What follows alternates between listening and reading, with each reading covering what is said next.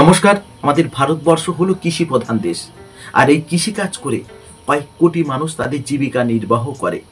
শুধু ভারতবর্ষ কেন, ভারতবর্ষের বাইরে এমন বহু দেশ রয়েছে যারা কৃষির উপর নির্ভরশীল। কিন্তু এই কৃষিকাজের জন্য, অধিক ফলনের জন্য আমাদের বহু রকম সার ব্যবহার করতে হয়। তার মধ্যে অন্যতম হচ্ছে ইউরিয়া সার।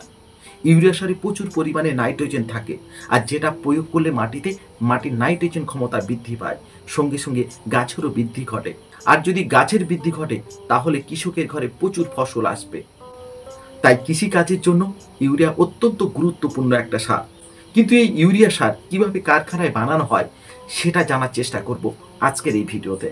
ইউরিয়া তৈরির পুরো প্রক্রিয়া সম্পর্কে বলতে গেলে এই প্রসেসরে প্রথমেই ইউরিয়া তৈরি করতে ব্যবহৃত নাইট্রোজেন গ্যাসকে তরল বা কঠিন পদার্থে রূপান্তরিত করার জন্য একটি জটিল প্রসেসরের মধ্য দিয়ে যেতে হয়, যার জন্য বিশাল কারখানায় স্থাপন করা হয় এবং তৈরির প্রক্রিয়া ও ইউরিয়া তিনটি পর্যায়ে সম্পন্ন হয়। প্রথম পর্যায়ে তরল ইউরিয়া প্রস্তুত করা হয় এবং ইউরিয়ার ভেতরের নাইট্রোজেন আছে এবং সেই নাইট্রোজেন গ্যাসটি বায়ুমণ্ডল থেকে মাটির অভ্যন্তরে থাকা প্রাকৃতিক গ্যাস থেকে বের করা হয়। এরপর এই নাইট্রোজেন গ্যাসটি একটি বড় সিনথেসাইজারে হাইড্রোজেন দিয়ে অ্যামোনিয়া তৈরি হয়। আমরা যে অ্যামোনিয়া গ্যাস পাই তা কার্বন ডাই অক্সাইড গ্যাসের সাথে বিক্রিয়া করে। এই কার্বন ডাই অক্সাইড গ্যাস শুধুমাত্র প্রাকৃতিক গ্যাস থেকে পাওয়া যেতে পারে। অ্যামোনিয়া এবং কার্বন ডাই অক্সাইডের প্রতিক্রিয়া তরল অ্যামোনিয়াম কার্বনেট এবং ভারী হিট তৈরি করে। এই হিটটি আরো প্রক্রিয়াকরণের জন্য ব্যবহার করা হয়। এখানেই ইউরিয়া তৈরির প্রথম ধাপ শেষ হয়। দ্বিতীয় ধাপে তরল অ্যামোনিয়াম কার্বনেটে আরো তাপমাত্রা যোগ করা হয় যাতে এটি থেকে জল সরানো হয় এবং আমরা যতটা সম্ভব কঠিন অ্যামোনিয়াম কার্বনেট পাই। এবং আপনি নিশ্চয়ই দেখেছেন যে ইউরিয়া খুব সূক্ষ্ম দানার মতো। আপনি নিশ্চয়ই ভাবছেন এত বড় পরিমাণে এত ছোট দানা কিভাবে তৈরি হতে পারে। আসলে এগুলো একটি বড় কুলিং টাওয়ারের ভেতরে তৈরি করা হয়েছে।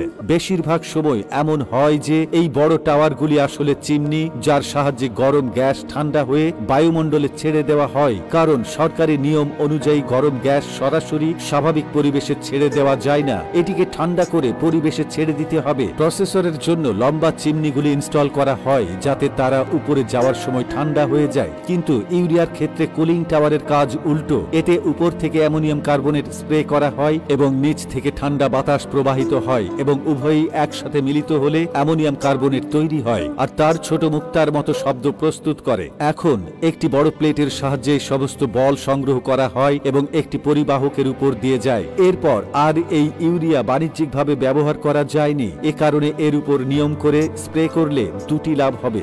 এক, নিয়মের স্প্রে ইউরিয়া অন্য কোনো প্রসেসরে ব্যবহার করা যাবে না, এবং দ্বিতীয় নিয়ম হলো যদি এটি মাটির নিচে চলে যায় তাহলে গাছের ক্ষতি করতে পারে। এমন সব বিপজ্জনক বর্জ্য গাছের কাছে আসে না। এই কারণে ইউরিয়া দানার উপর নিয়ম করে স্প্রে করা হয়।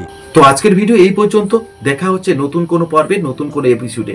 তবে হ্যাঁ, অতিরিক্ত ফসল পাওয়ার জন্য অতিরিক্ত রাসায়নিক সার ব্যবহার করবেন না, তাতে মাটির উর্বরতা নষ্ট হয়ে যাবে। অধিক পরিমাণে জৈব সার ব্যবহার করুন, তাতে মাটির জৈবিক ক্ষমতা বাড়বে, আপনার ফসল বৃদ্ধি পাবে। তো আজকের ভিডিও এই পর্যন্ত। সকলকে নমস্কার, ধন্যবাদ, সকলে ভালো থাকবেন।